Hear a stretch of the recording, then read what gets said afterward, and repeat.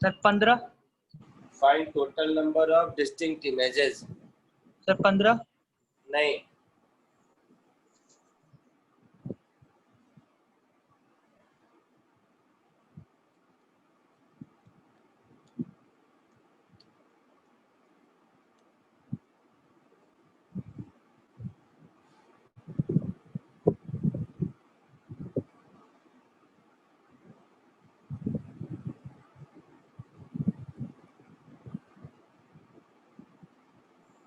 बारह सर। 12 सही है।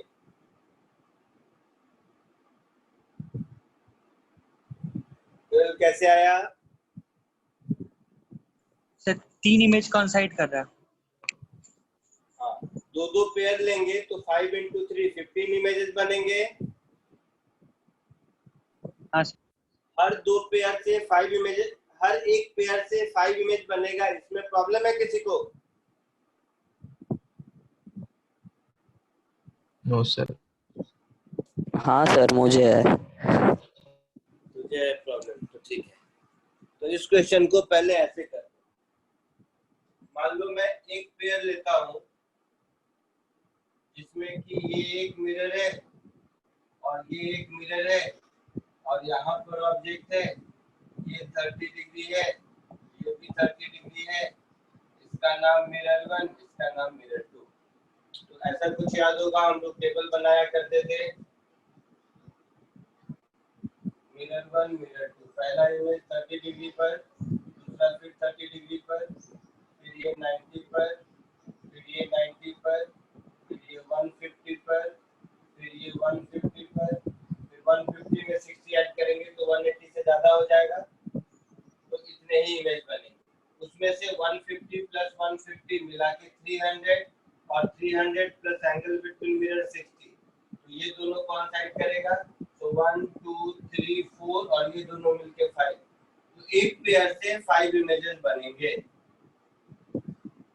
ये जो मैं जल्दी जल्दी में बताया, ये वाला कॉन्सेप्ट आता है?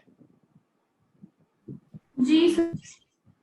ठीक है, तो 5 इमेजेस बने। तो इससे इन दोनों पेयर से जो 5 इमेजेस बनेगा उसमें से एक, इस मिरर का जो पहला इमेज होगा वो यहाँ से 30 पर होगा। ठीक वैसे ही इन दोनों पेयर का पहला इमेज भी यहाँ 30 पर होगा। तो ऐसे ऐसे जो आपके इमेजेस बने 15 15 का पेयर, उसमें से ये 3 पेयर, ये और ये तीनों पेयर तो तीनों में कॉमन होंगे ना, समझे मेरी बात? तो 15 माइनस 3 12 इमेजेस होंगे। चमका कुछ जिसने पूछा था उसको?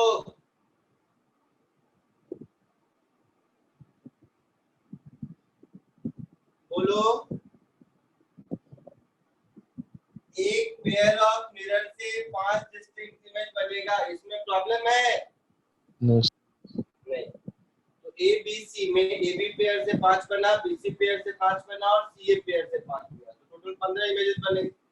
अब ए बी पेयर का एक इमेज और बी सी पेयर के एक इमेज में ये जो पहला वाला मिरर का इमेज होगा वो कॉमन होगा। तो ऐसे ऐसे तीनों पेयर में एक एक इमेजेस ऐसे हैं जो दो दो बार काउंट हुए हैं। तो 15 में से 3 सब्ट्रैक्ट करेंगे, टोटल इमेज 12 इमेज बनेगा।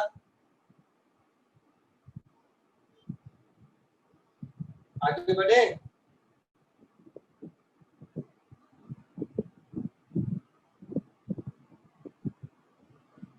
बोलो बोलो सही से, किसने पूछा था वो पहले बताओ। जिसने पूछा था उसको समझ आया या और डिटेल में बताऊं मैं?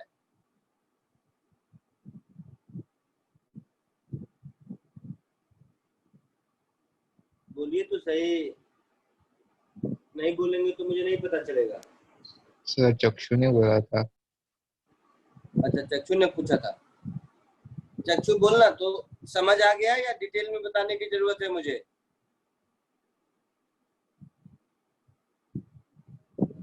ओ भाई साहब, कहाँ लॉगिन होके चला गया तू?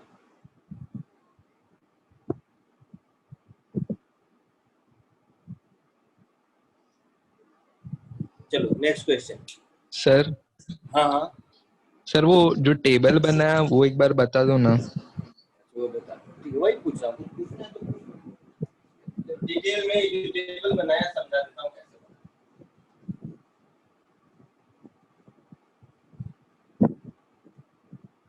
इधर देखो, सपोज ये एक मिरर है, ये एक दूसरा मिरर है।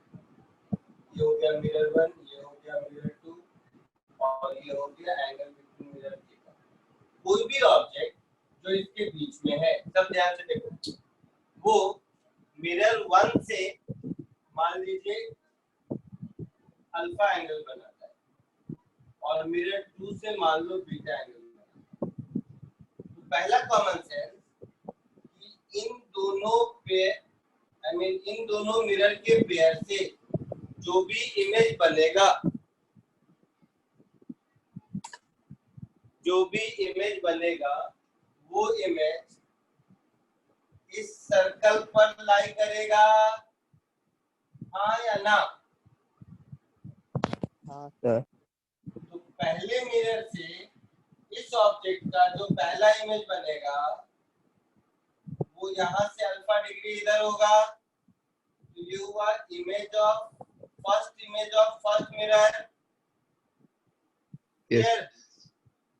तो मैं यहाँ पर एक टेबल बना लेता हूँ, इधर लिख देता हूँ मिरर 1, इधर लिख देता हूँ मिरर 2।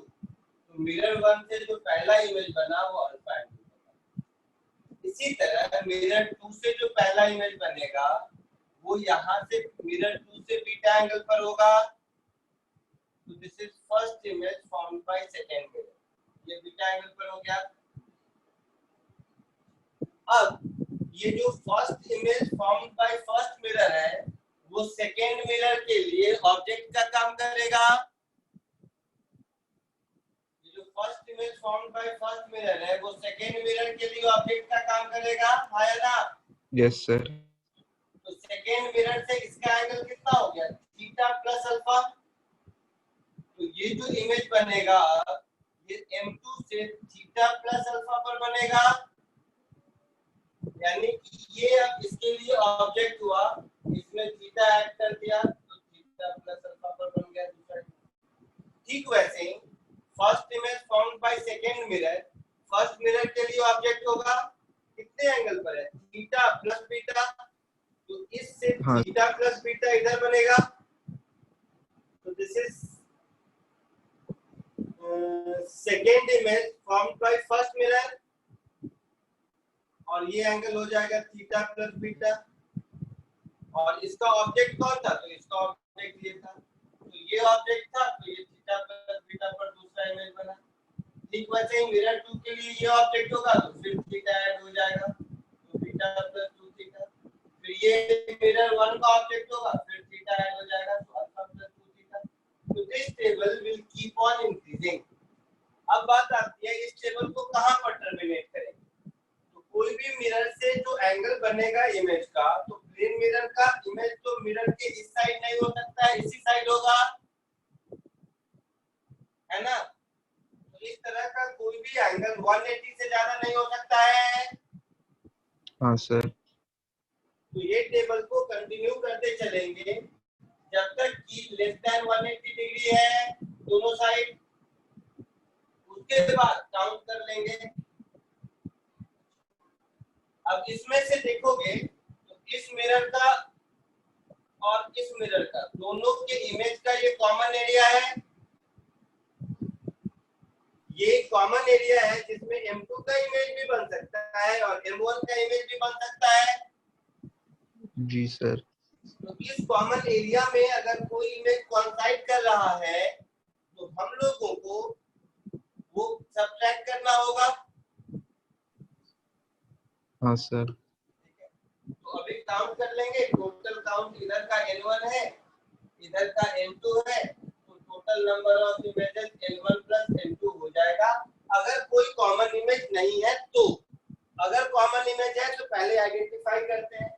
आइडेंटिफाई ऐसे करते हैं, मान लो इसकी लास्ट एंट्री है थीटा1 और इसकी लास्ट एंट्री है थीटा2, तो यहाँ से थीटा1 पर और यहाँ से थीटा2 वाला पॉइंट कॉमन तभी होगा जब थीटा1, थीटा2 और थीटा का सम 360 तो उसके बाद चेक कर लेंगे लास्ट एंट्री को कि थीटा 1 थीटा 2 और एंगल बिटवीन मिरर मिला के 360 हो रहा है या नहीं। अगर हो रहा है तब तो total number of distinct images मेरा n1 plus n2 minus 1 हो जाएगा, और नहीं हो रहा है तो n1 plus n2 ही रहेगा। क्लियर? Yes sir. और कॉमन इमेज एक से ज्यादा बन नहीं सकता है, हाँ क्योंकि ये एंगल थीटा है तो ये भी एंगल थीटा है। हर बार थीटा एंगल से आगे हो जाता है तो उसके बाद या तो मिरर M1 का होगा या M2 का इमेज होगा। इस कॉमन में एक ही मैक्सिमम आ सकता है, तो केवल लास्ट वाले एंट्री को मुझे चेक करना है, बाकी को नहीं चेक करना है। समझ आया ये वाला कॉन्सेप्ट? Yes sir. जल्दी से कॉपी कर लो फिर आगे बढ़ते हैं।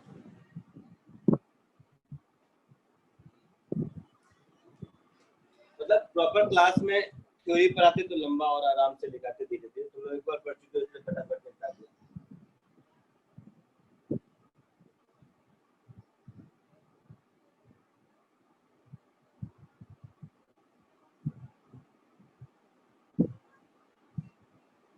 इरेज करूं? हाँ सर। एक और क्वेश्चन देखो।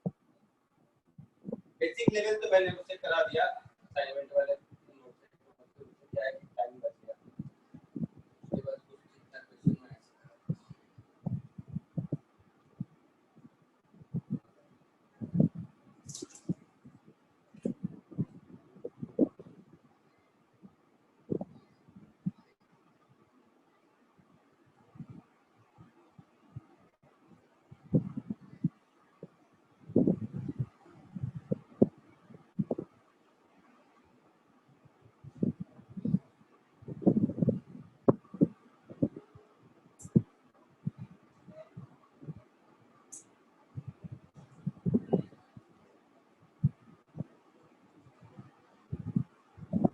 ऐसे ये एक वॉल है और यहाँ पर एक मिरर है। इस मिरर का इस वॉल से डिस्टेंस 50 मीटर है और यहाँ पर मेरा एक सोर्स ऑफ लाइट है, लेजर लाइट का। तो यहाँ से यहाँ लाइट आता है, सेंटर यहाँ पे होता है, और यहाँ से रिफ्लेक्ट होकर फिर यहाँ जाता है। ठीक है? तो बट ये जो मिरर है मेरा, ये मिरर अपने एक्सिस के अबाउट रोटेट हो रहा है ऐसे।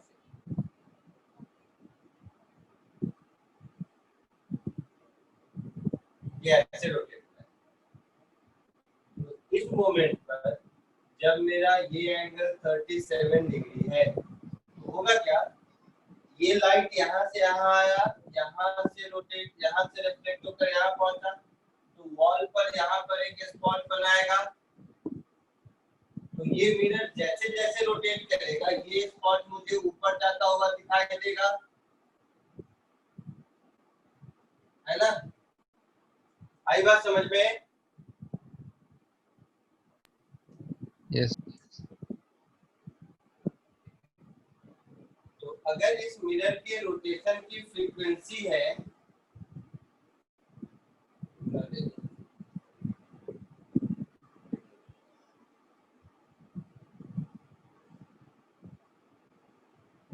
18/5 रिवॉल्यूशन पर सेकेंड, ये इसकी फ्रीक्वेंसी है। 9/5 9/5 रिवॉल्यूशन पर सेकेंड इसकी फ्रीक्वेंसी है। तो इस मोमेंट पर वो जो स्पॉट वॉल पर है उसकी स्पीड कितनी होगी? Find speed of spotlight on the wall.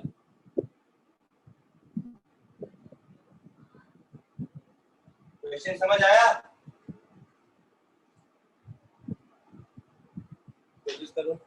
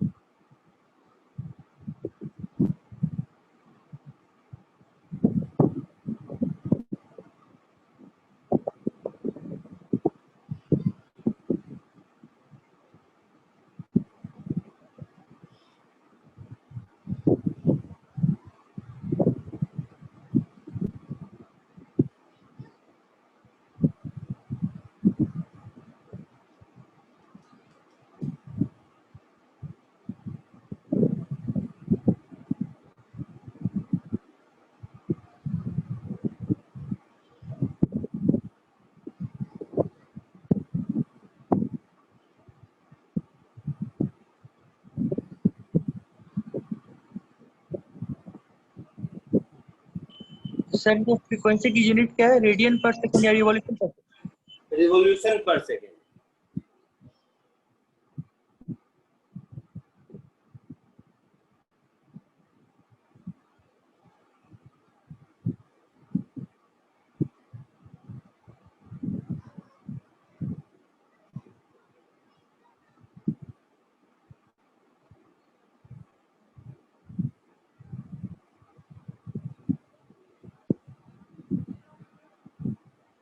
Nine 900 metre पर सेकंड।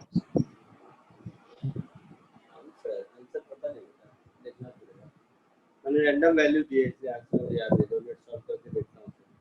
आप लोग भी करके देखिए, जब सबका आंसर अगर सेम आएगा तो समझ लूंगा ठीक है।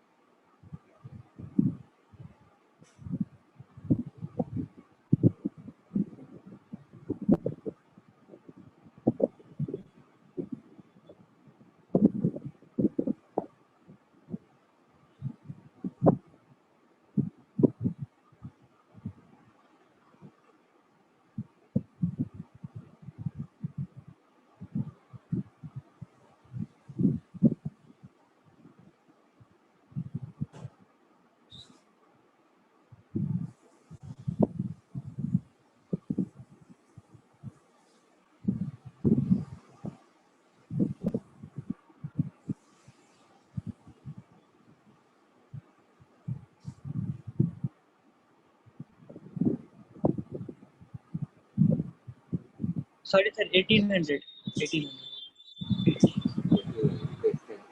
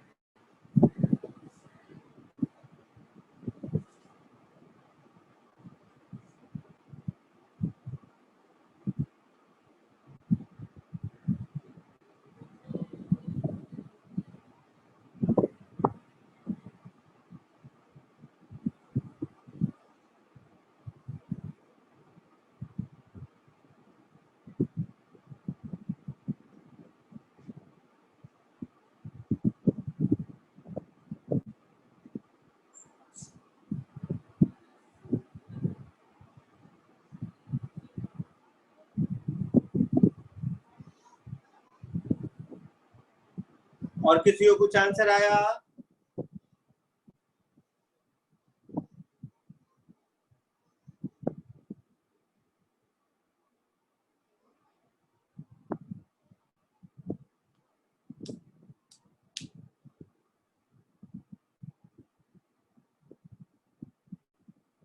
को आंसर आया?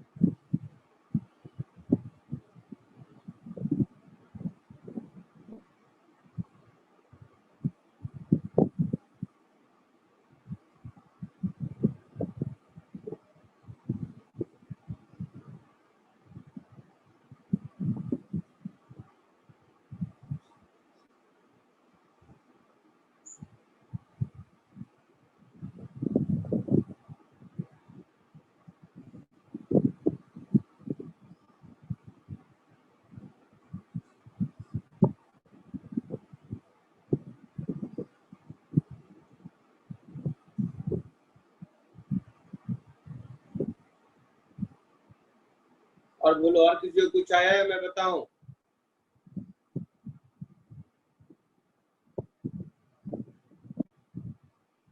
देखो,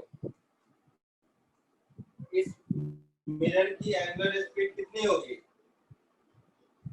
18 रेडियन पर सेकंड। 9/5 मतलब 18 रेडियन पर सेकेंड हो जाएगी, है ना? तो रिफ्लेक्टेड रे की एंगुलर स्पीड कितनी हो जाएगी? 36 रेडियन पर सेकंड। 36 हो जाएगी। ये मालूम है जब मिरर रोटेट करता है तो एंगल थीटा से, तो रिफ्लेक्टेड रे 2 थीटा से रोटेट करता है, मालूम है? Yes, sir. बहुत तरीका है सॉल्व करने का। एक तरीका ये वाला पकड़ लो, कैलकुलस वाला। तो किसी मोमेंट पर अगर ये थीटा है, ये वाई है, तो tan थीटा मेरा हो गया y/15 हो गया। तो y is equal to 50 tan theta, तो dy/dt is 50 sec square theta d theta by dt हो गया ऐसा। और ये d थीटा बाय dt ही 36 है ना? जी और ये dy by dt velocity of spot है, तो ये हो गया 50 into 36 into sec square theta. आपसे कब पूछा है? जब थीटा की वैल्यू 37 है, तो इसमें पुट कर दीजिए 50 into 36 cos 37 कितना होता है? 4/5। तो sec 37 5/4, तो 5/4 का होल स्क्वायर होगा। तो देखो कितना होगा।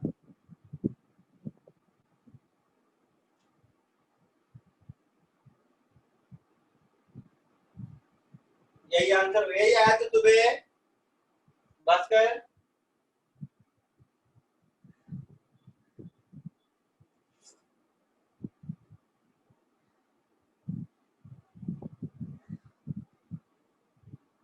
तो ये हो गया 625 into 9/2, जो भी आएगा दिस मच मीटर पर सेकेंड आंसर होगा।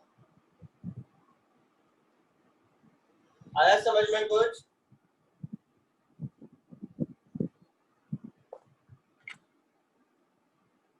बोलो तो सही। हाँ सर। भास्कर, तुझे यही आंसर आया था या कुछ और? सर मेरे वीडियो नहीं आ रहा सर, दोबारा लॉगिन करना पड़ेगा हमको। क्या बोल रहे हैं? सर वीडियो नहीं आ रहा, दोबारा लॉगिन करना पड़ेगा हमको। ओ,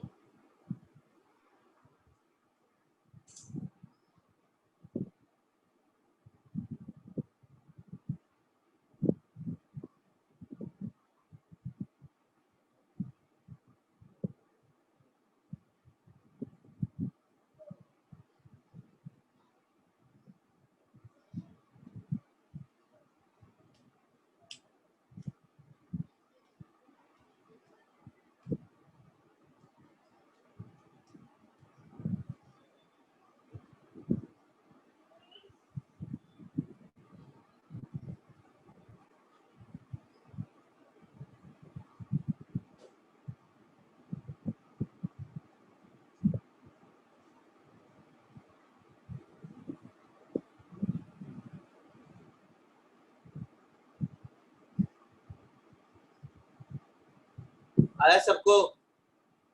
आगे बढ़े? Yes, sir.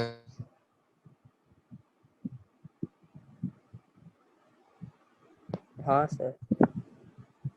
एक मिनट, ये कहाँ बस फिर कहीं गायब हो गया। आ रहा होगा, चलो तब तक आएगा, तब तक नेक्स्ट क्वेश्चन लिखो। एक क्वेश्चन लिखो। A boy of height h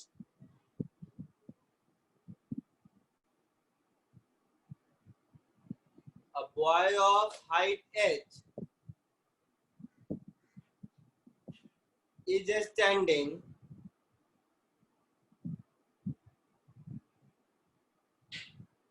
at a distance d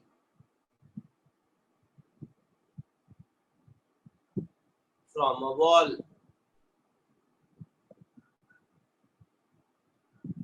Full stop.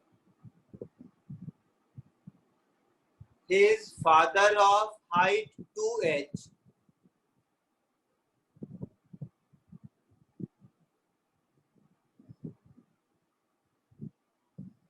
is standing at a distance 2d behind him.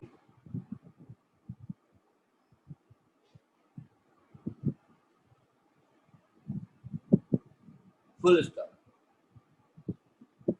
Find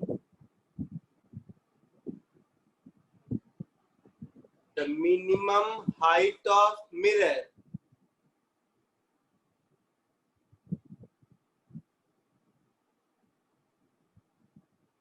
that can be placed on the wall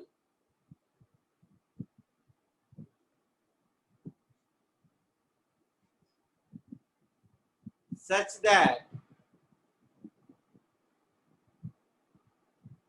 question A,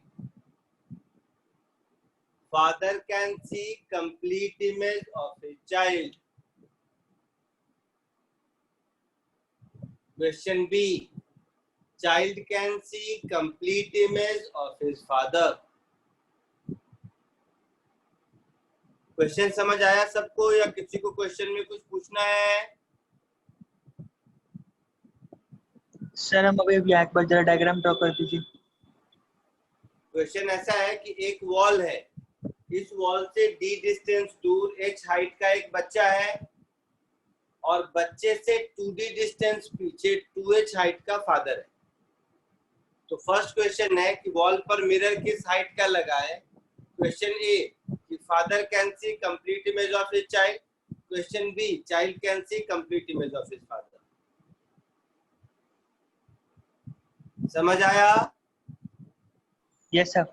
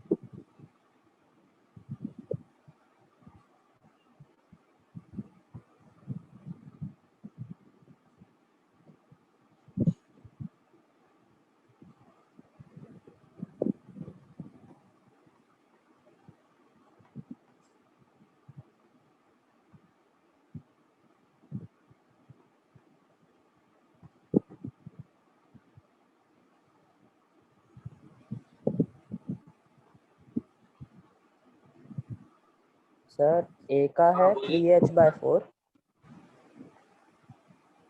answer पता नहीं, मैं यही value दिया हूँ। किसका? Father can see या child can see? किसका आ रहा है? Father can see. Father can see. अभी चेक करते हैं।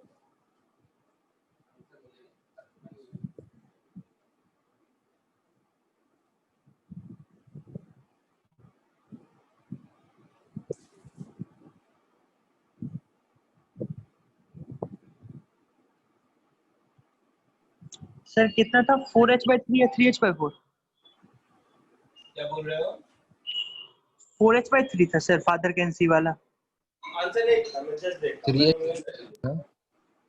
तो ये है वॉल, इससे डी डिस्टेंस दूर ये है चाइल्ड। चाइल्ड की हाइट है h। नाउ फादर कहाँ है? तो फादर इस चाइल्ड से 2d डिस्टेंस पीछे है, आया ना? और फादर की हाइट है 2h। सर वॉल से 2D था ना? नहीं नहीं, चाइल्ड से, मतलब father is standing at a distance 2d behind him, ऐसा है। Okay sir. ठीक है, तो अब देखो, फादर को दिखाई दे, फादर को दिखाई नहीं दे, उससे कोई फर्क नहीं पड़ता है। चाइल्ड की इमेज यहीं पर बनेगी, इससे डी डिस्टेंस पीछे ही बनेगी और एच हाइट की ही बनेगी। कोई दिक्कत? अब बात आती है फादर को दिखाई दे, मतलब फादर को इसका टॉप भी दिखाई दे, मतलब हेड भी दिखाई दे और टेल भी दिखाई दे, ये कहने का मतलब है। मींस फादर को ये वाला पॉइंट भी दिख रहा है,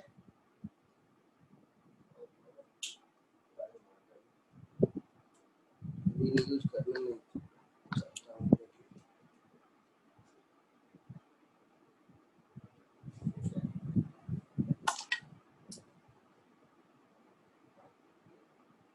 तो ये वाला पोर्शन भी दिखाई दे और ये वाला पोर्शन भी दिखाई दे, यही कहानी है ना। मतलब इसका रे डायग्राम ऐसा रहा होगा, यहाँ से लाइट से ऐसे गया होगा, यहाँ से रिफ्लेक्ट होकर फादर की आई पर गया होगा और यहाँ से पीछे जाके इमेज फॉलो किया। ठीक वैसे ही लाइट से यहाँ गया होगा, यहाँ से रिफ्लेक्ट होकर फादर के आई पर गया होगा और पीछे बैकट्रेस होकर इमेज बनाया होगा। ऐसा कुछ रे डायग्राम होगा। रे डायग्राम में कोई प्रॉब्लम है? तो नहीं sir. Minimum length of mirror इतना दूर चाहिए मुझे, ठीक है?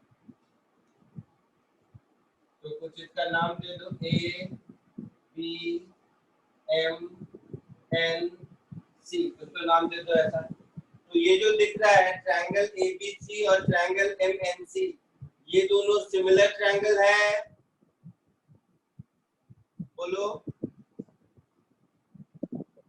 तो सारे रेशियो सेम होंगे, means h/mn is equal to altitude का रेशियो, तो 2d 3d 4d अपॉन इसका एल्टीट्यूड 3d, ऐसा। तो mn की वैल्यू 3h/4, यही आंसर बोला था क्या किसी ने? हाँ सर। ठीक है, तो father can see complete image of his child, इसका आंसर होगा 3h/4। बी पार्ट का बताओ।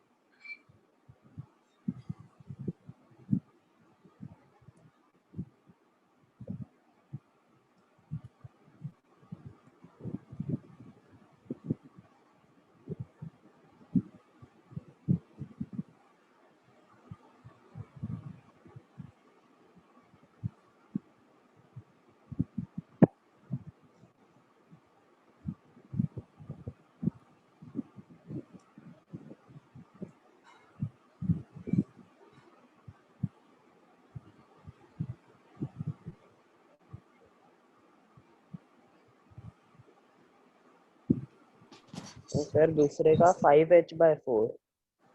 देखते हैं, शायद सही हो, अभी मुझे पता नहीं, देखूंगा तो सॉल्व करूंगा तो बताऊंगा।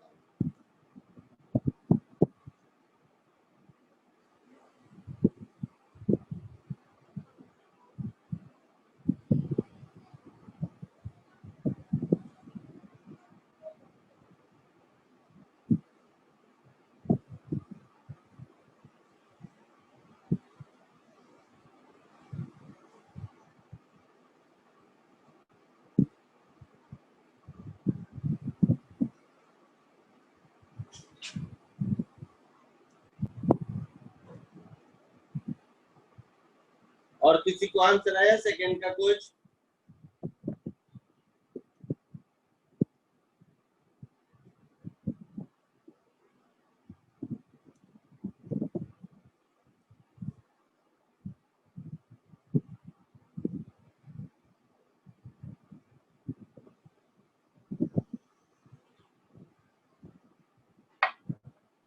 सेकंड का child can see complete image of father, कुछ आया आंसर?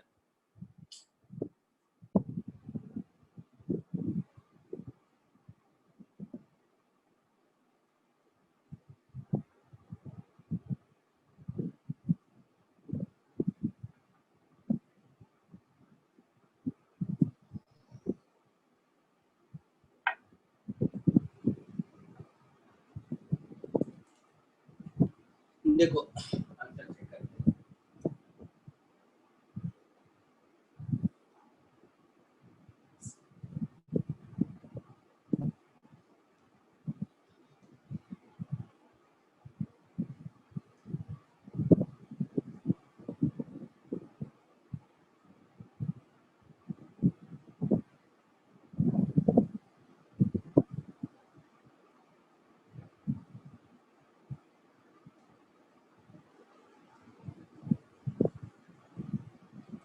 इधर देखो,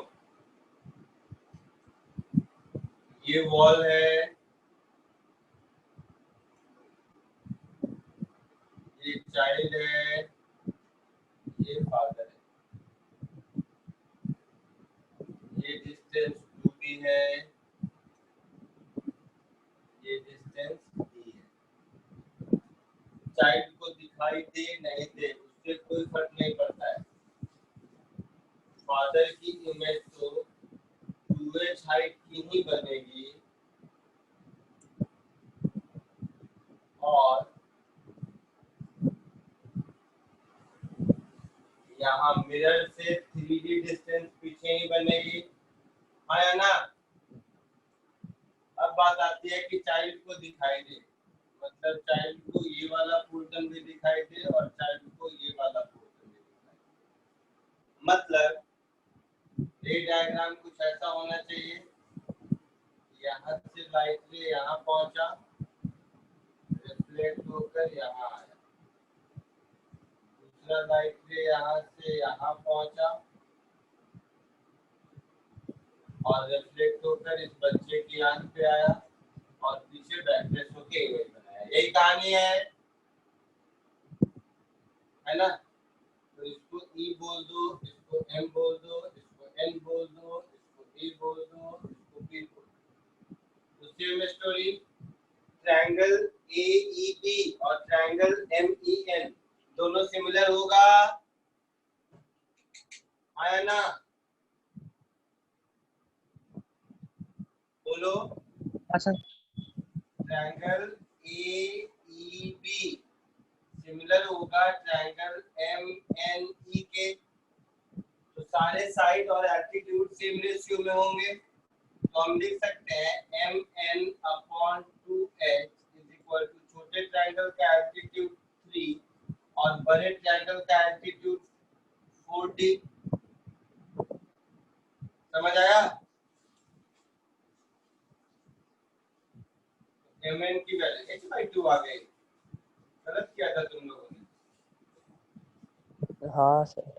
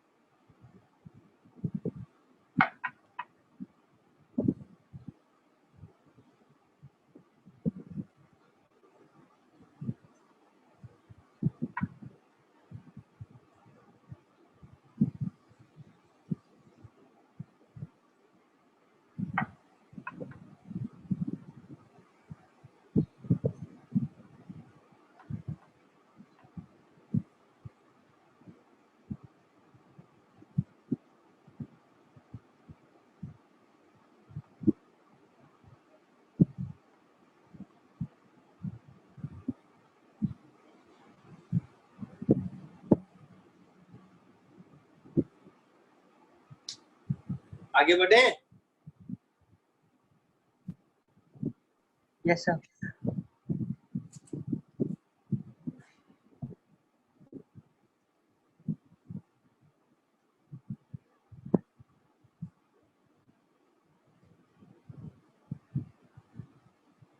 एक और क्वेश्चन करो।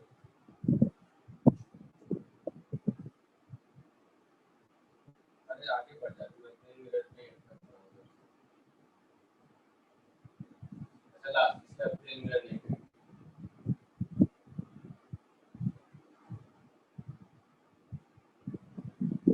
एक ब्लॉक है, एक ब्लॉक है, यहाँ पर एक मास सेंड कर रहा है, यहाँ पर एक मास सेंड कर रहा है, इस ब्लॉक पर एक मिरर पेस्टेड है, इस ब्लॉक पर एक मिरर पेस्टेड है, इसका मास m है और 2m है, इसका मास m, इसका मास m है, इसका मास d है। यहाँ पर एक ऑब्जेक्ट आदमी जो कह लो है, ये ऑब्जेक्ट। देखो दोनों मिरर में इसके इमेजेस बनेंगे, बनेंगे ना? बोलिए। इस आदमी के इमेजेस दोनों मिरर में बनेंगे। तो जब इस सिस्टम को रिलीज करेंगे तो दोनों मिरर में जो इमेजेस बनेंगे, आपसे पूछा है find magnitude of acceleration of images formed by one mirror with respect to other। कोशिश कीजिए। सर वो सेकंड वाला हैंगिंग ब्लॉक हाफ एम है? क्या बोल रहे हैं? वो दूसरे वाला हैंगिंग ब्लॉक जो है उसका मास हाफ एम है? नहीं 2m, right side 2m, left side 3m, ऊपर वाला दोनों mm। हाफ एम में 2m।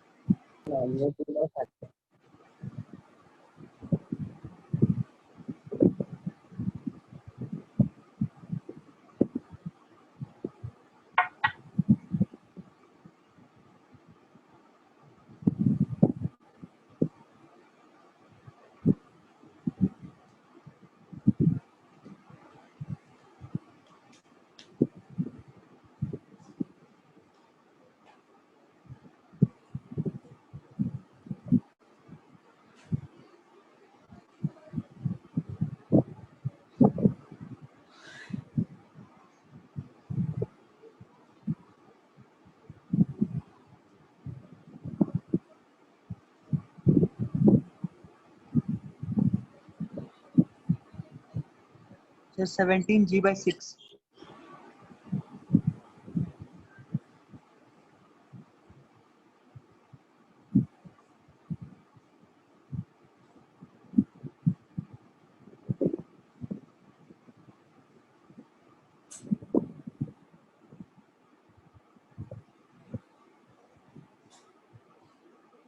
आंसर बोला क्या किसी ने? Sir 17g/6। 17g/6 अभी देख लेते हैं, मुझे नहीं पता।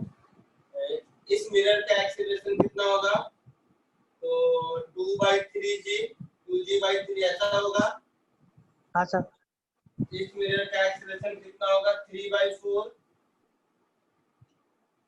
तो इसका एक्सीलरेशन 2g/3 है, मतलब इसमें जो इमेज बनेगा उसका एक्सीलरेशन 4g/3 होगा इधर, हाँ सर। और इसका एक्सीलरेशन इसका डबल है ना, तो 3g/2 होगा इधर, तो रिलेटिव टू ईच अदर दोनों ऐड हो जाएगा, 4g/3 प्लस 3g/2, तो एलसीएम 6 कितना होगा बता दो यार, 9 प्लस 8, हाँ सही बोला, 17g/6। आया सबको समझ में? हाँ सर। तो प्लेन मिरर से थोड़ा अब ऊपर उठते हैं, स्फेरिकल मिरर पे आते हैं। सीट शेयर करूं? पहले सीट से देखते हैं बेसिक लेवल क्वेश्चन, उसके बाद कुछ और मैं भी करा दूंगा ताकि एक कंप्लीट कवरेज हो जाए सिलेबस का। आगे बढ़े? हाँ सर।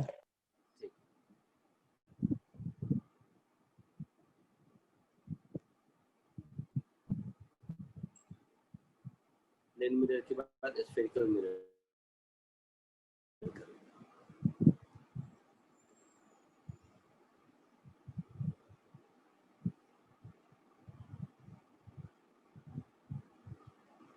जो बोलता हूं लिखते चलिए। एक तो क्वेश्चन नंबर 4, 10,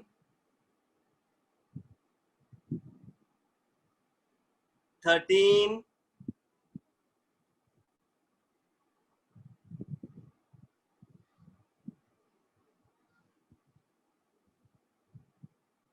21,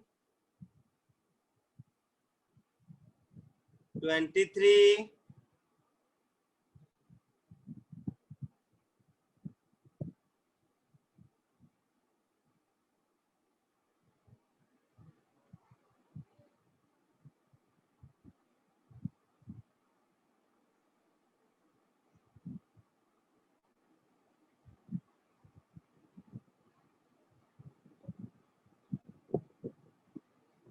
एक ऐसा होगा तो रहने दो ये वाला।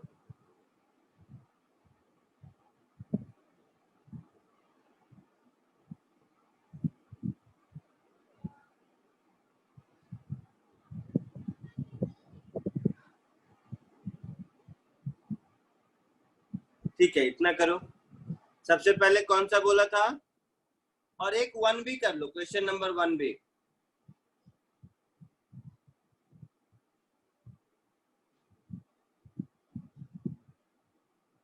वन 4 बोला, पहले 1 कीजिए। चलिए पहले 1 कीजिए, फिर आगे देखते हैं।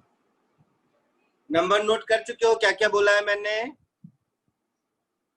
हाँ। ठीक है, तो 1 के बाद 4 बोला होगा, 4 के बाद फिर 10 बोला होगा, शायद 13 बोला होगा,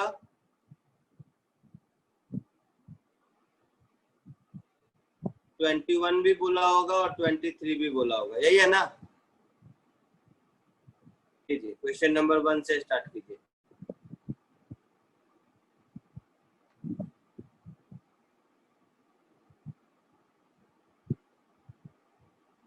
उनका बी सर। 1 का बी अभी देख लेते हैं।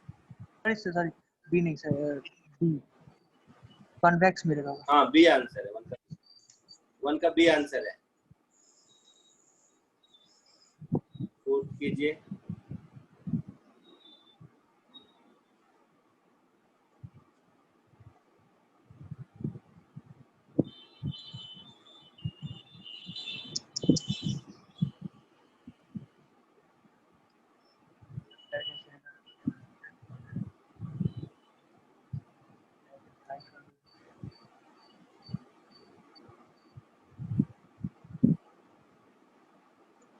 Cool and focused.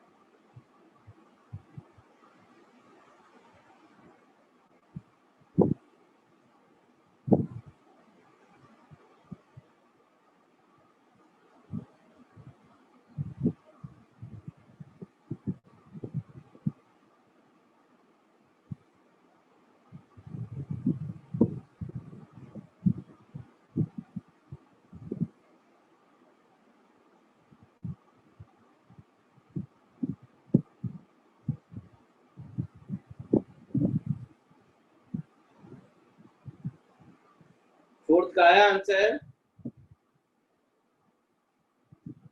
No, sir. किसी को नहीं?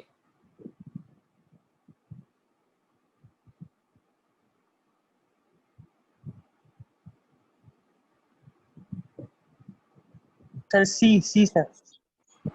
जी देख लेते हैं।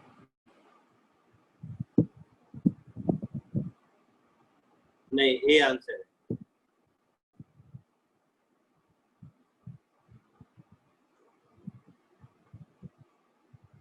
और कोई, या मैं बता दूं? सर बता दो।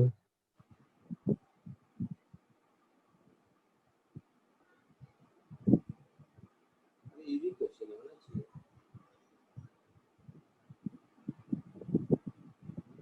चलो बता देता हूँ क्या है, एक बार पढ़ने दे मुझे। एक फाइट है ऐसा वैसा,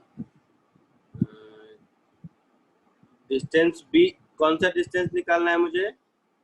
ratio of distance of point B to the distance of focus from centre of curvature. ठीक है, जो भी है। तुम लोगों के पास क्वेश्चन मुझे बताना बाद में, क्योंकि मैं स्क्रीन हटाऊंगा तो मुझे क्वेश्चन दिखेगा नहीं तो दूसरे डिवाइस से लॉगिन करके दिखा सकता हूँ।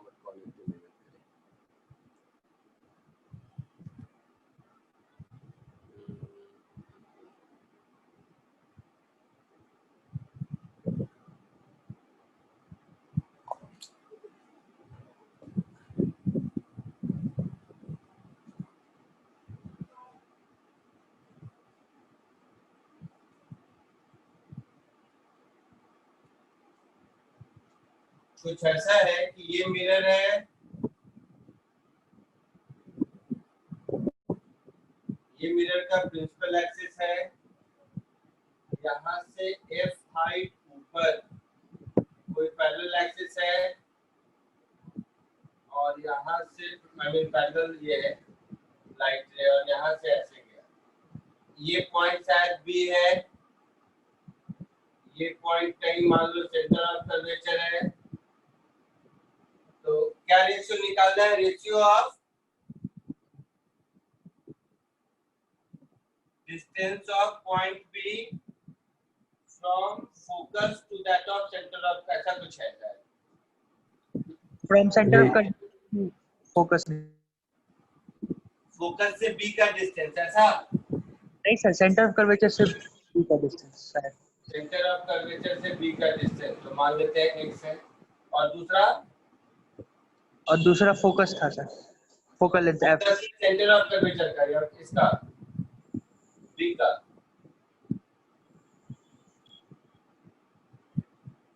ये ऐसा x y y चाहिए मुझे।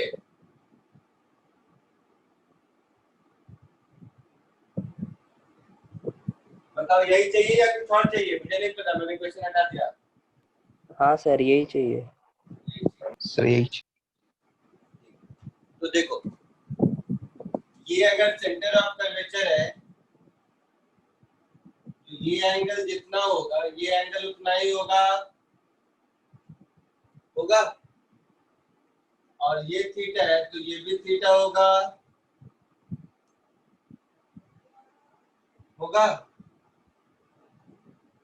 हाँ सर। अच्छा, तो वो वाला एंगल एक्सटेंड 2 थीटा होगा। ये जो है आपका सी टू यहाँ तक का डिस्टेंस, ये रेडियस ऑफ कर्वेचर के बराबर होगा। हाँ सर। होगा ना? ये रेडियस ऑफ कर्वेचर के बराबर होगा।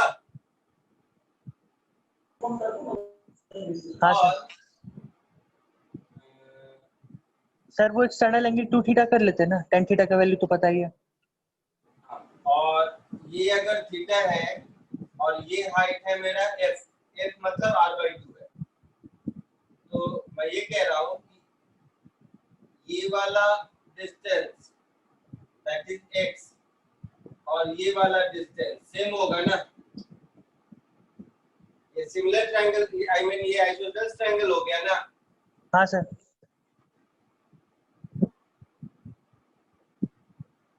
तो ये डिस्टेंस कितना हो गया? ये हाइट अगर f r/2 है तो थीटा की वैल्यू कितनी हो गई? ये डिस्टेंस f है, दैट इज r/2। तो इस ट्रायंगल में देखोगे तो sin theta is r/2 upon r, theta 30 degree हो गया। थीटा 30 डिग्री हुआ कि नहीं? Yes. पक्का? हाँ सर। तो जब थीटा मेरा 30 डिग्री हो गया तो अब तो हम सब कुछ निकाल ही सकते हैं शायद।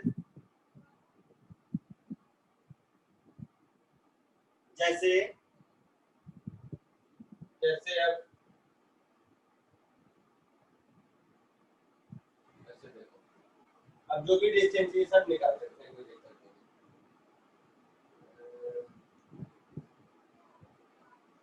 तो मैं यहाँ से परपेंडिकुलर अगर ड्रॉ कर दूं तो ये कितना होगा, x cos 30 r/2 होगा। हाँ, एक दूसरा तरीका अच्छा सा ये हो गया कि इस ट्रायंगल में देखो, थोड़ा फिर से ड्रॉ कर दूंगा। इस बड़े वाले ट्रायंगल में जो ये मेरा आइसोसेलेस ट्रायंगल है, इसमें अगर मैं यहाँ से परपेंडिकुलर ड्रॉ कर दूं तो ये इसको बाइसेक्ट करेगा ना। तो ये हो गया r/2 और ये हो गया 30 डिग्री और ये हो गया x, हो गया। तो x cos 30 इज r/2, दिख रहा है? x cos 30 इज r/2, ऐसा दिख रहा है? बोलिए, हाँ बोलो बेटा। x cos 30 is r/2, cos 30 √3/2, तो x into √3/2 इज r/2। तो x की वैल्यू मुझे मिल गई r/√3 और y की वैल्यू r/2 f के बराबर होगी। तो ये जो रेशियो है r/√3 upon r/2, r/√3 upon r/2, तो शायद हमारा आंसर 2/√3 होगा। यही आंसर था क्या? हाँ सर, यही था। आया समझ में? Yes, sir.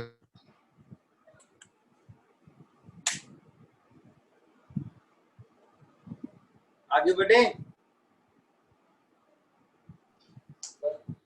Yes, sir.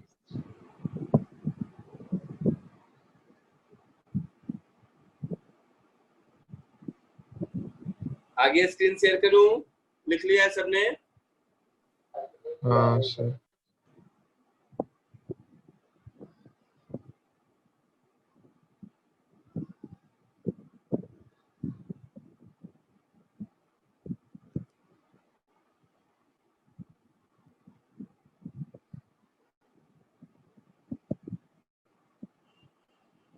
तो फोर्थ के बाद बोला था मैंने शायद 10th सिमिलर दिख रहा है? हाँ सर। एक बार 10th देखिए तो करके।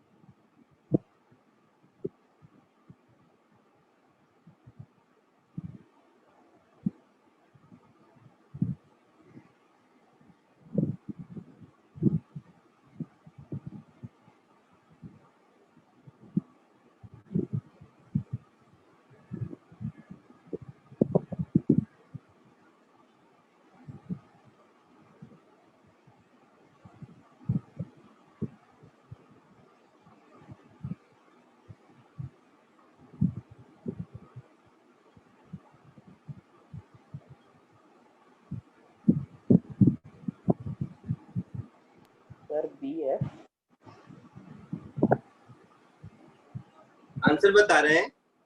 हाँ कौन सा? बी पाई। पाई शायद सही होगा, देख लेते हैं। कौन सा था? 10 था ना? नहीं, डी है आंसर 10 का।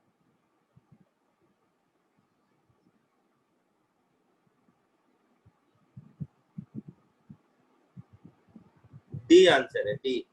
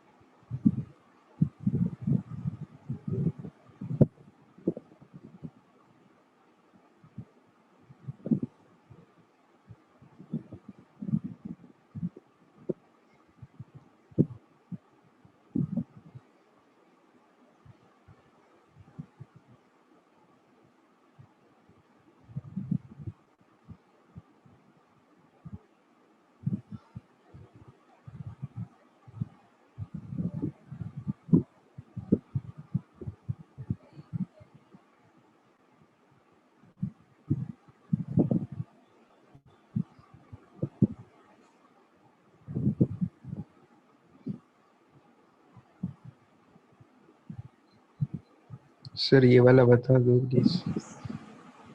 अच्छा, ये बताओ। हाँ सर नहीं आ रहा। देखने दीजिए। A ray of light incident on concave mirror reduced the curvature are at a height √3/2r from the principal axis. The net deviation in the ray caused by the mirror is √3/2 60 degree. Pi answer आना चाहिए, मुझे ऐसा लगता है। देखते हैं, वैसे शायद पाई आना चाहिए।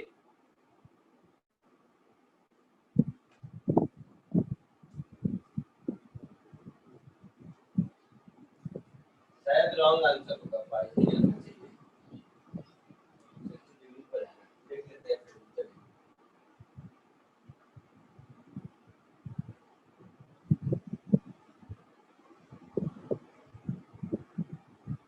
लाइट यहाँ से ऐसे गया, ये हाइट कितना है? √3r/2 शायद।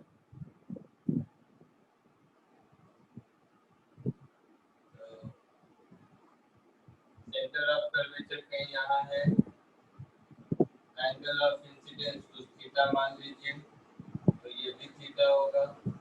ये r, तो p/s sin theta, p/s sin theta करेंगे तो sin थीटा हो गया √3/2, मतलब थीटा हो गया मेरा 60 डिग्री। अब थीटा 60 डिग्री हो गया, तो ये रिफ्लेक्ट होकर कहीं मान लेते हैं इधर आया। हालांकि ये यहाँ होगा मुझे पता है, बट फिर भी मुझे नहीं पता, कोई भी थीटा के लिए मैं सॉल्व करूँगा। तो ये भी थीटा हो गया, ये थीटा हो गया। इस पॉइंट को बी कहते हैं। तो यहाँ से मैंने परपेंडिकुलर ड्रॉ किया, ये डिस्टेंस हो गया r/2, ये डिस्टेंस हो गया x। तो x cos 60 is r/2, x cos 60 is r/2, यही हुआ ना? मतलब x की वैल्यू r के बराबर हो गई। इसका मतलब है कि ये लाइट रे यहाँ से रिफ्लेक्ट होकर यहाँ पहुंचा होगा, तो यहाँ से रिफ्लेक्ट होकर अगर यहाँ पहुंचा है तो यहाँ से रिफ्लेक्ट होकर फिर ऐसे जाएगा, फिर वही एक्चुअली बैक से पाई आंसर होगा। Answer will be pi B. हाँ ठीक सर। है, आंसर की में प्रॉब्लम है, आंसर विल बी पाई। आया समझ में सबको? नहीं सर, दोबारा बता दीजिए सर। x की वैल्यू r आई, यहाँ तक समझ आया? हाँ सर। इसका मतलब है लाइट रे रिफ्लेक्ट होकर पोल पर जाएगा। हाँ सर। पोल पर कितने एंगल पर जाएगा? तो ये थीटा 60 है, देख लीजिए थीटा 60 आया था ना, तो ये 60 और वो भी 60। तो एनीवे पोल पर जब जाएगा तो फिर पोल से दोबारा रिफ्लेक्ट होगा, दोबारा रिफ्लेक्ट होगा तो प्रिंसिपल एक्सिस के ऊपर जो डायग्राम बना है वही डायग्राम रिपीट होगा ना। हाँ सर, समझ गया। ठीक है, आगे बढ़े।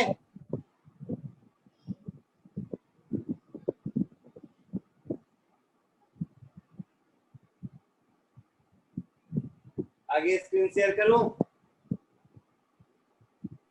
हाँ सर।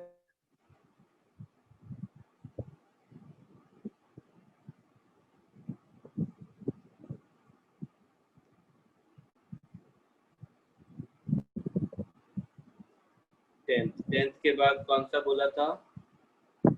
13th बोला था शायद। 13th को हाँ सर। कीजिए।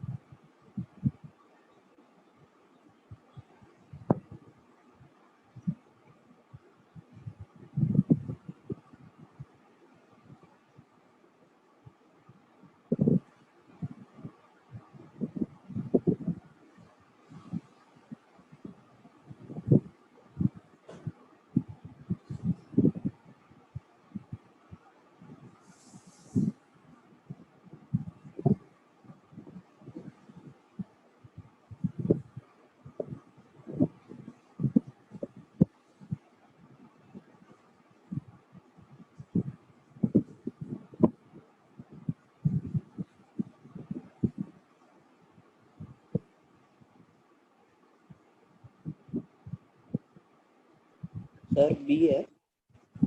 आंसर पता नहीं, देखते हैं 13th का आंसर।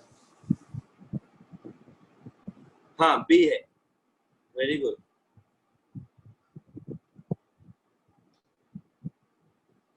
13th का आंसर बी है, करेक्ट।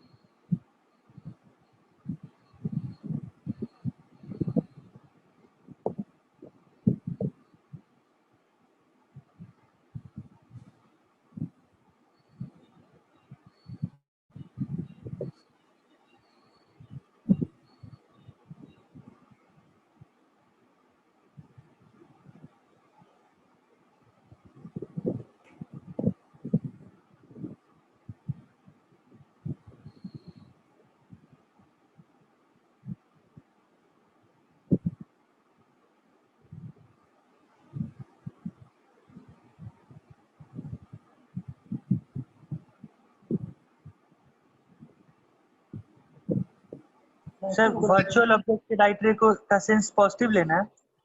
क्या बोल रहे हैं? वर्चुअल ऑब्जेक्ट के इंसिडेंट रे का सेंस पॉजिटिव होगा। वर्चुअल ऑब्जेक्ट का जो उसमें से इनकमिंग मतलब बाहर रेज निकलेगा वर्चुअल ऑब्जेक्ट से, उसको पॉजिटिव कंसीडर डायरेक्शन। पता नहीं बेटा, मैं वैसे नहीं सोचता। मैं ऐसे सोचता हूँ कि लाइट रे का जो डायरेक्शन है एक्चुअल में, वो सेंस को हमेशा पॉजिटिव लेता हूँ। उसके उल्टा आऊंगा तो नेगेटिव लूंगा, ऐसे सोचते हैं। एक्चुअल में लाइट रे जैसे भी जा रहा है, वो डायरेक्शन, इंसिडेंट लाइट रे का डायरेक्शन हमेशा पॉजिटिव होगा। मैं मतलब मेरा ऐसा सोचना है। ओके सर, आ गया फिर।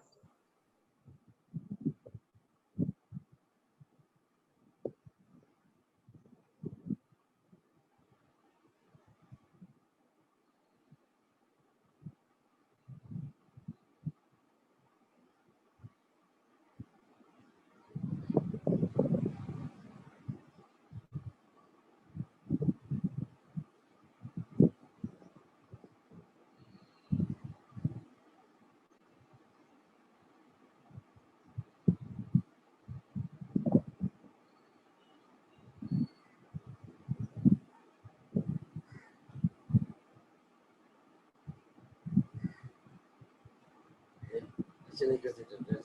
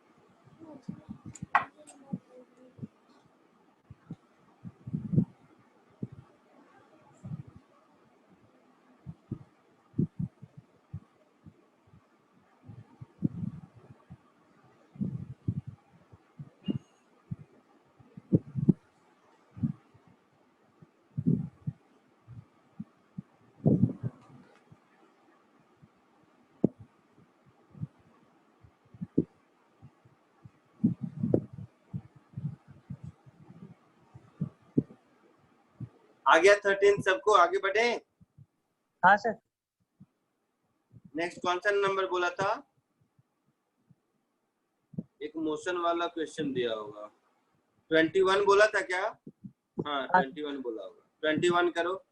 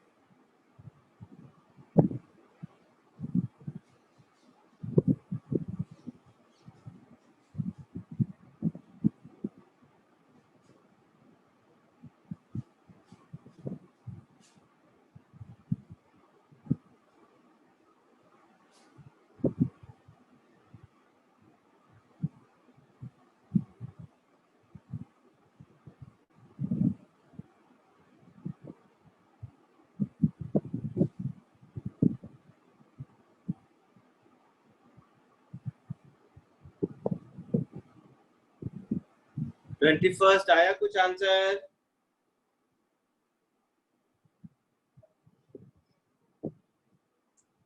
No sir. बोलो।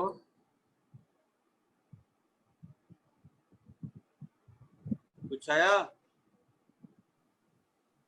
-46 -70 कोऑर्डिनेट है।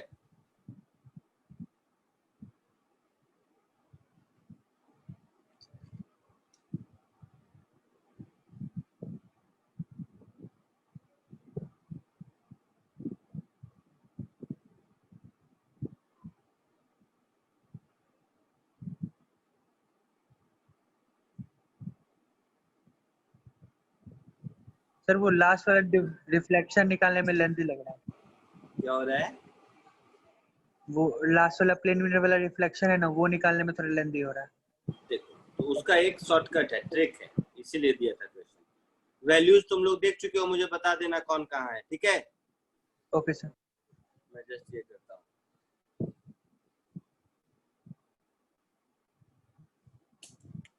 देखो जरा ध्यान से समझना, अगर ऐसे करोगे तो जल्दी हो जाएगा, नहीं तो पूरा करने जाओगे तो दिक्कत में फंस जाओगे। कैसे? देखो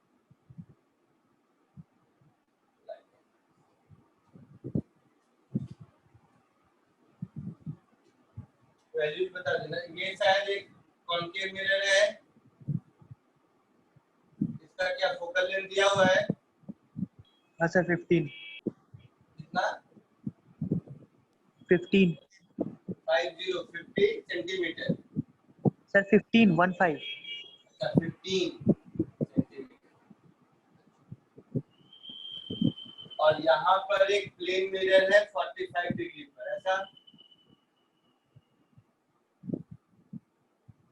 और ओरिजिन कहाँ पर है? यहाँ पर शायद। यहाँ ओरिजिन है कि यहाँ ओरिजिन है? नहीं सर पोल पे। पोल पे, तो ये ओरिजिन हो गया। ऑब्जेक्ट कहाँ पर है?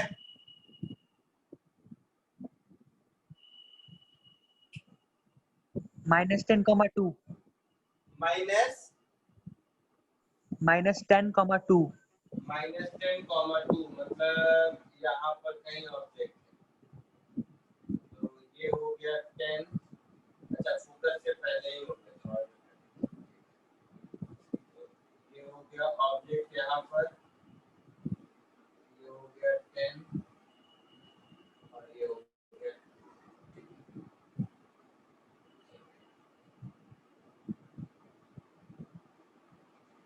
ये दोनों मिरर के बीच का डिस्टेंस मालूम है क्या? 40 सेंटीमीटर। अब देखो मैं क्या कहता हूँ, जरा ध्यान से सुनना। मिरर फॉर्मूला लगा के, अब ध्यान से सुनेगा, मिरर फॉर्मूला लगा के इस प्लेन मिरर को भूल जाते हैं। इमेज निकाला? हाँ सर। कहाँ मिला? 30,6 30,6 पक्के से सबको आया है? हाँ सर। सबको यही आया होगा तो मैं नहीं चेक करूंगा। हाँ सर यही है। तो x + 30 और y 6, ऐसा? हाँ तो x + 30 सबको यही आया है तो मैं चेक नहीं करता। +30,6 यहाँ पर, तो ये हमारा ऑब्जेक्ट हो गया, ये हो गया 6, ये हो गया ये डिस्टेंस हो गया 30। अब सोचो, अगर यहाँ पर 45 डिग्री की जगह प्लेन मिरर होता तब तो सॉल्व करना आसान था, हाँ सर। है ना? तो मान लेते हैं कि प्लेन मिरर है। समझना, बहुत बढ़िया सिंपल सा कॉन्सेप्ट बता रहा हूँ जिससे ये क्वेश्चन जल्दी सॉल्व हो जाएगा। तो मैं मान लिया अपने मन से कि ये प्लेन मिरर, तो ये अगर प्लेन मिरर होता तो हमारा इमेज यहाँ कहीं बनता। अगर ये प्लेन मिरर सीधा होता तो इमेज यहाँ बनता, आया ना? हाँ सर। और ये लोकेशन क्या हो जाता फिर? तो 40 30 70, तो यहाँ से 70 पीछे कोऑर्डिनेट बाद में करेंगे, डिस्टेंस टर्म में लिख देते हैं। यहाँ से 70 पीछे ऐसा होता है ना। अब आपको पता होगा कि जब हम मिरर को थीटा से रोटेट करते हैं, मिरर क्या हुआ, यहाँ से 45 इधर रोटेट हो गया। तो जब हम मिरर को थीटा से रोटेट करते हैं तो इमेज 2 थीटा से रोटेट हो जाता है। हाँ सर। ये मालूम है? हाँ सर। तो ये वाली जो लाइन है, ये वाली जो लाइन है, ये अपनी जगह से 2 थीटा से रोटेट हो जाएगी।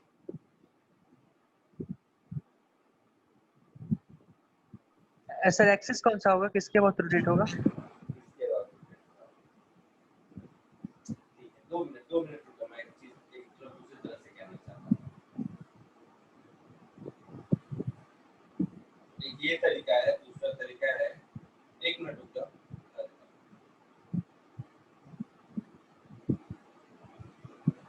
इमेज तो रिफ्लेक्टेड लाइट से बनता है ना बेटा, ऐसे समझो कि ये जो रिफ्लेक्टेड लाइट है आपका, ये जो रिफ्लेक्टेड लाइट है, अब ये मिरर यहाँ से 45 डिग्री गया, तो ये वाला लाइन यहाँ से 90 डिग्री इधर हो जाएगा, हाँ सर। है ना। तो ये वाला लाइन यहाँ से 90 डिग्री इधर होगा, मतलब ऐसा हो जाएगा। तो ये जो डिस्टेंस 70 है यहाँ से, तो यहाँ से ये 70 इधर हो जाएगा, तो ये 6 है।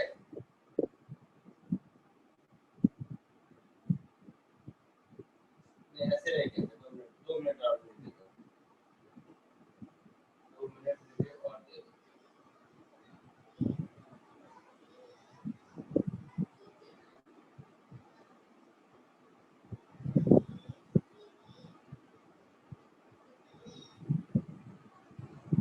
ठीक है,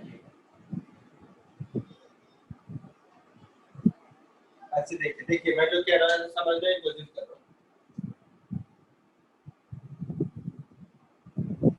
ये वाला जो लाइन है, ये लाइन, ये अभी जहां कहीं भी है, जहां कहीं भी मतलब कहां पर होगा, अगर मैंने मिरर को ऐसे माना है अभी, ठीक है, ये जो सीधा लाइन है ये हमारा मिरर है, तो ये जो इमेज को जहां पॉइंट कर रहा है, ये वाला लाइन, अगर मिरर यहाँ से 45 गया तो ये यहाँ से ये 90 इधर जाएगा, समझ रहे हो। ये वाला जो लाइन है मेरा, इमेज से मैं प्लेन मिरर को जो मिला रहा हूँ, ये वाला जो लाइन है ये अपनी जगह से 90 डिग्री टर्न होगा, तो अपनी जगह से 90 डिग्री इधर टर्न होगा। तो अभी ये एंगल कितना है ये मुझे ढूंढना है।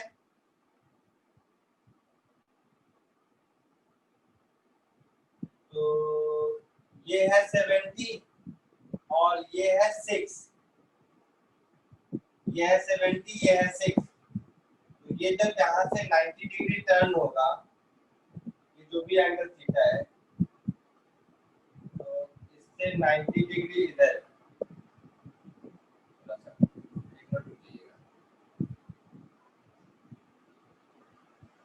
इधर, तो यहाँ और यहाँ के बीच 90 डिग्री है।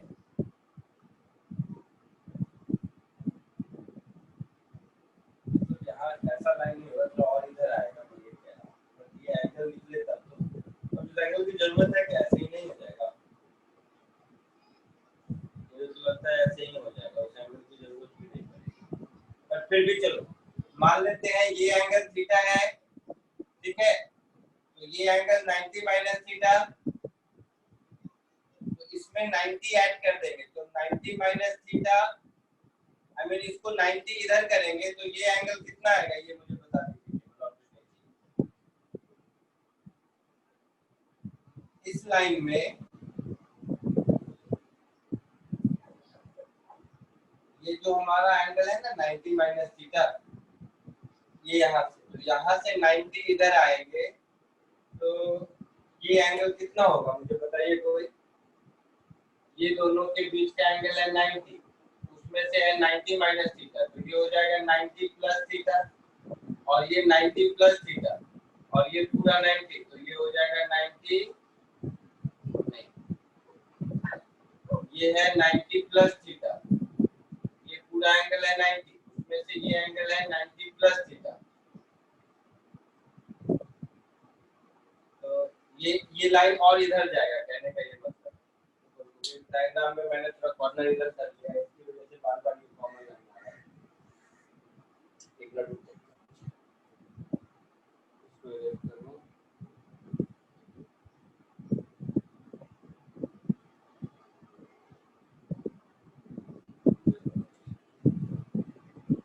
एक मिनट रुकिए, मैं फिर से डायग्राम मैं जो सिखाने की कोशिश कर रहा हूँ वो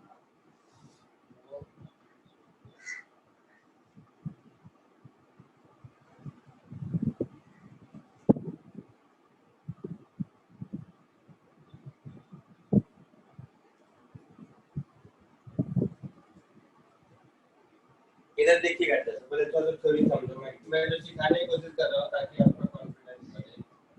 ये मिरर है, ठीक है, और यहाँ पर मेरा कहीं ऑब्जेक्ट है। तो अभी मेरा इमेज यहाँ है, तो अब अगर ये मिरर अपनी जगह से थीटा रोटेट हो गया, तो जो ये वाली लाइन है ना, ये वाली लाइन अपनी जगह से 2 थीटा रोटेट हो जाएगी। कॉन्सेप्ट समझे मैं क्या बोला? हाँ सर। ठीक है, तो ये हुआ कॉन्सेप्ट। अब इसको इस क्वेश्चन में इंप्लीमेंट करता हूं। तो जस्ट 1 मिनट के लिए मैं वो वाला पार्ट बना ही नहीं रहा, स्फेरिकल मिरर वाला, केवल प्लेन मिरर वाला बना देता हूं ताकि इधर बहुत जगह है। मैंने मान लिया कि मेरा प्लेन मिरर पहले ऐसा था,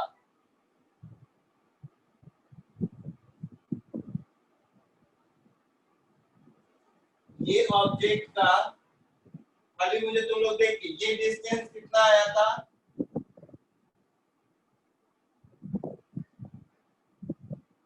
ये डिस्टेंस शायद 70 आया था क्या? ऑब्जेक्ट और प्लेन मिरर के बीच का ये वाला डिस्टेंस कितना आया था?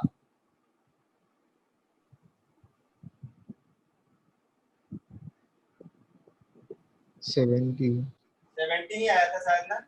हाँ सर, 40 + 30। तो ये 70 मीटर था और ये हाइट थी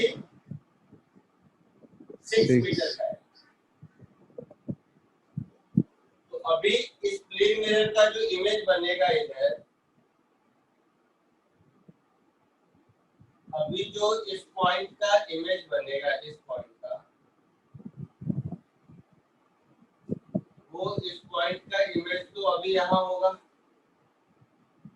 तो ये मेरा ऑब्जेक्ट हो गया, ये मैं ये कह रहा हूँ कि अब अगर मैं इस मिरर को रोटेट करूं, तो ये वाली जो लाइन है, ये वाली लाइन अपनी जगह से 90 डिग्री रोटेट करेगी।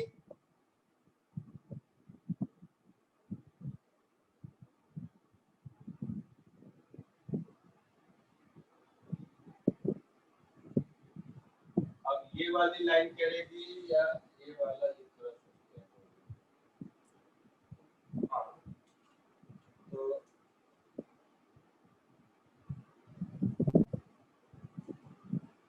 वो क्या होगा, ये लाइन पे ऐसे आया, ये यहाँ रिफ्लेक्ट होके जाएगा और ये यहाँ पर इमेज बनाएगा, यही कहानी है ना। तो ये मिरर यहाँ से 45 इधर गया, तो ये वाला लाइन यहाँ से 90 इधर गया, हो गया करेक्ट। तो ये वाली जो लाइन है ना, ये वाली जो लाइन है, इस लाइन को डायग्राम कुछ मत ड्रॉ करो, 90 डिग्री से इधर रोटेट करो। तो इसको 90 डिग्री से इधर रोटेट करोगे तो क्या होगा वो देखो। तो कोई भी एंगल मान लो 90 डिग्री से रोटेट करने के बाद ये किधर आएगा, इधर इधर कहीं आएगा, ऐसा यहाँ कहीं आएगा ना। Yes sir. तो ये डिस्टेंस है 70, ये डिस्टेंस है 6, तो ये पूरा एंगल है 90, तो ये थीटा अगर मैं मान लूं तो ये 90 माइनस थीटा, तो ये थीटा हो गया, सॉल्व हो गया। ये थीटा मान लूं तो ये 90 माइनस थीटा, तो ये थीटा, और ये मेरा हो गया √70 स्क्वायर प्लस 6 स्क्वायर, ऐसा कुछ। हाँ सर, परपेंडिकुलर एक्सचेंज हो जाएगा। हाँ, तो ये मैं जो भी वैल्यू है ऐसे ही रहने देता हूँ, √70 स्क्वायर प्लस 6 स्क्वायर, कोई मीनिंग नहीं है उसका, ये r, तो ये भी r है। तो अब जो मेरा इसका कोऑर्डिनेट होगा, वो कोऑर्डिनेट का ये वाला कंपोनेंट r cos थीटा हो जाएगा, और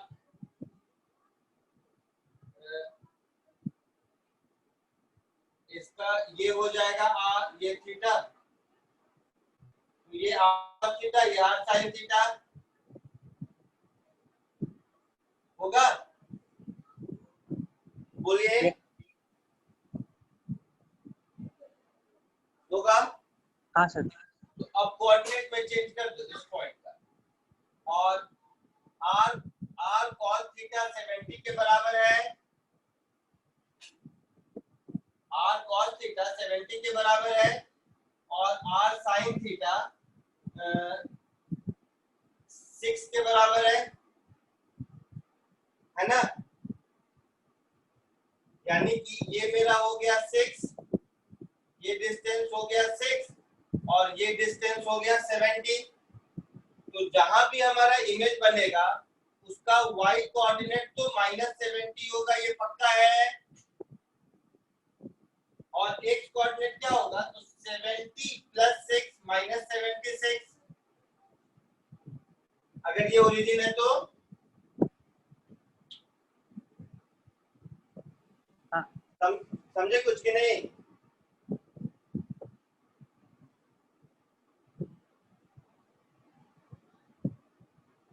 y कोऑर्डिनेट तो यही होगा ना, तो y कोऑर्डिनेट तो -70 होगा, और x कोऑर्डिनेट ये ओरिजिन है, तो यहाँ से 70 इधर और यहाँ से -76।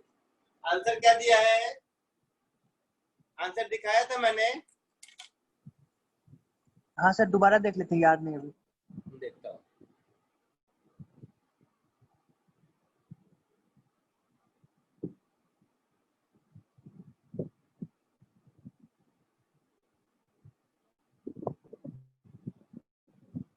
नंबर था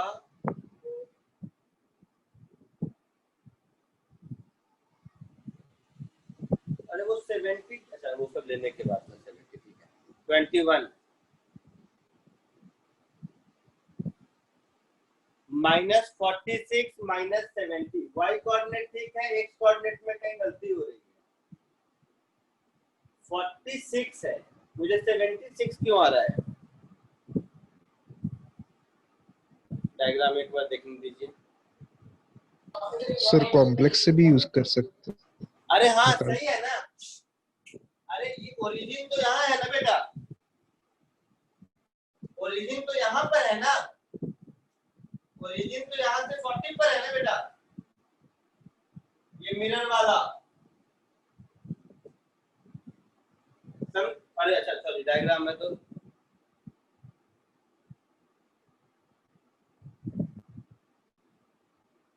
व्हाइट बोर्ड दिख रहा है। मैंने कहा ओरिजिन तो यहाँ पर है ना,